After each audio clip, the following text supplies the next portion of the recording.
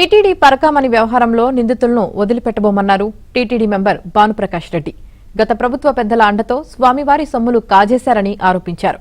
ఈ వ్యవహారాన్ని కూటమి ప్రభుత్వం సీరియస్ గా తీసుకుందని, త్వరలోనే దొంగలను పట్టుకుంటామంటున్న టీటీడీ మెంబర్ భానుప్రకాష్ రెడ్డితో మా ప్రతినిధి Rajesh face to face. Tirumala Tirupati దేవస్థానం పై పరకామణి వ్యవహారంలో జరిగినటువంటి అంశానికి సంబంధించి ఇప్పటికే రెండు తెలుగు రాష్ట్రాల్లో పెద్ద ఎత్తున చర్చ జరుగుతుంది. దీనిపై మనతో పాటు మాట్లాడడానికి టీటీడీ మెంబర్ భానుప్రకాష్ రెడ్డి గారు మనతో పాటు ఉన్నారు. సార్ చెప్పండి, ఈ అంశాన్ని ఎట్లా చూస్తారు? కోట్లాది మంది హిందువులకు ఆరాధ్య దైవం వెంకటేశ్వర స్వామి, ఆపద మొక్కులవాడు, అనాథ రక్షకుడు అంటారు. అలాంటి ఆలయానికి రక్షణ లేకుండా 2019 నుంచి 2024 వరకు గత ప్రభుత్వంలో జరగడం మనం గమనించాలి. సాక్షాత్తు హుండీలో వేసినటువంటి కానుకలు వెంకటేశ్వర స్వామి సొత్తు. ఆ సొత్తుని దొంగలించినటువంటి దొంగ దగ్గర నుంచి కొందరు గజ దొంగలు పంచుకున్నారు. ఆ గజ దొంగలు ఎవరు, ఎక్కడ పంచుకున్నారు, ఎప్పుడు పంచుకున్నారు, ఎందుకు పంచుకున్నారు, ఎంత పంచుకున్నారు, పూర్తి వివరాలు రావాలని చెప్పి మేము చేస్తుంటే ప్రయత్నం ఈరోజు దేశంలోనే అత్యంత ప్రముఖులైనటువంటి అందరు వ్యక్తులు హైదరాబాద్ వేదికగా కలవడం జరిగింది.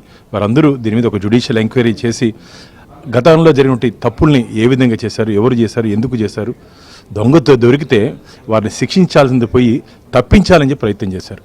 ఏ రోజైతే రవికుమార్ హుండీలో పరకామణిలో దొంగలిస్తూ పట్టుబడ్డారో వారిని శిక్షించాల్సింది పోయి ఆ మొదటి సెకండ్ నుంచే వారిని ఏ విధంగా తప్పించాలి, ఏ విధంగా వారి దగ్గర నుంచి డబ్బులు కొట్టాలని చెప్పి ఒక ఆలోచనతో గతంలో పనిచేశారు. వారందరినీ రాబో రోజుల్లో చట్టం ముందు వెంకటేశ్వర స్వామి ముందు నిలబెట్టే రోజు దగ్గరలోనే ఉంది. మీరు ఇందాక కూడా మీడియా సమావేశంలో మాట్లాడుతూ కాస్త భావోద్వేగానికి గురయ్యారు. నా మీద చాలా ఒత్తిడి ఉంది, నా కుటుంబాన్ని టార్గెట్ చేశారు, సోషల్ మీడియా వేదికగా నన్ను ఇబ్బందులకు గురి చేస్తున్నారు, ఆయన కూడా భయపడే సమస్య లేదంటూ మీరు మాట్లాడే ప్రయత్నం చేశారు. అంటే ఎందుకు, ఎవరు మిమ్మల్ని ఇబ్బంది పెట్టినారు? కొన్ని సంఘ విద్రోహ శక్తులు ఉద్దేశపూర్వకంగా ఒత్తిడి పెట్టే ప్రయత్నం చేస్తున్నారు. నేను ఒకటే చెప్పాను, వెంకటేశ్వర స్వామి చెప్తే తప్ప నేను విన్నని. స్వామివారు చెప్పరు, నేను విన్ను. ఈ కేసు అంతం ఉంది. ఈ కేసులో ఎవరెవరు ఉన్నారో అందరినీ బయట పెట్టేంతవరకు నా పోరాటం ఇలాగే కొనసాగుతుంది. ఎవరికి భయపడాల్సిన అవసరం లేదు. నేను ఎందుకు ఎమోషన్ అయ్యానంటే, నాతో పాటు ఇంతమంది దేశంలో ఉంటే ప్రముఖులందరూ ఒకే వేదిక మీద రావడం జరిగింది.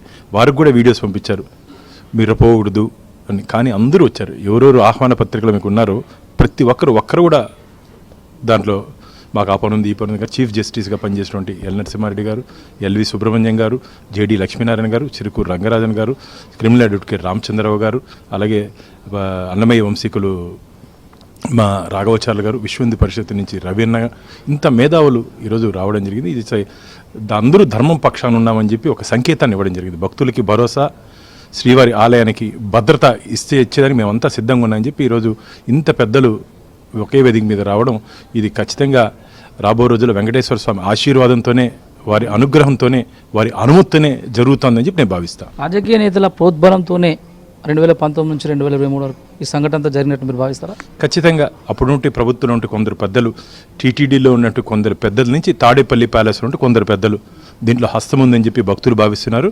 దీని మీద కర్త, కర్మ, క్రియ, స్టోరీ, స్క్రీన్ ప్లే, డైరెక్షన్ ఎవరు చేస్తారు?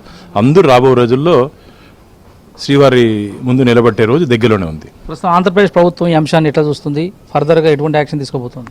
ఇప్పటికే దీని మీద మా గౌరవ మంత్రివర్యుడు లోకేష్ బాబు గారు సిట్ దీని మీద నియమిస్తా అని చెప్పి వారు చెప్పడం జరిగింది. రాబో రోజుల్లో ఒక మంచి అధికారులచే ఒక సిట్టు బృందం వచ్చి దీన్ని పరిశీలిస్తుందని చెప్పి మేము ఆశాభావం వ్యక్తం చేస్తున్నాం. మా ముఖ్యమంత్రి చంద్రబాబు నాయుడు గారు కూడా ఎట్టి పరిస్థితుల్లోనూ నేను మొన్న బ్రహ్మోత్సవాలకు వచ్చినప్పుడు దీని మీద వారితో మాట్లాడితే పరకామణి నిందితుల్ని ఒక్కరిని కూడా వదిలే ప్రసక్తే లేదు, అందరినీ ఖచ్చితంగా శిక్షిస్తామని చెప్పి ముఖ్యమంత్రి గారు చెప్పారు. ఎందుకంటే ముఖ్యమంత్రి గారు సాక్షాత్తు వెంకటేశ్వర స్వామి పరమ భక్తుడు. ఖచ్చితంగా ఎట్టి పరిస్థితుల్లోనూ పరకామణి నిందితుళ్ళు తప్పించుకునే ప్రసక్తే లేదు. రైట్, ఇది పరిస్థితి. ఆంధ్రప్రదేశ్ ప్రభుత్వము పరకామణి నిందితులను ఎట్టి పరిస్థితుల్లో వదిలిపెట్టే సమస్య లేదు. భవిష్యత్తులో అప్పుడు ప్రభుత్వంలో ఎవరైతే దీనికి బాధ్యులుగా వివరించారో వారి పట్ల కఠినంగా శిక్షించబోతున్నాం. సాక్షాత్తు వెంకటేశ్వర స్వామి దీనిపైన చర్యలు తీసుకోబోతున్నారంటూ భానుప్రకాష్ రెడ్డి చెప్తున్నారు. కెమెరామెన్ సంతోష్తో రాజేష్.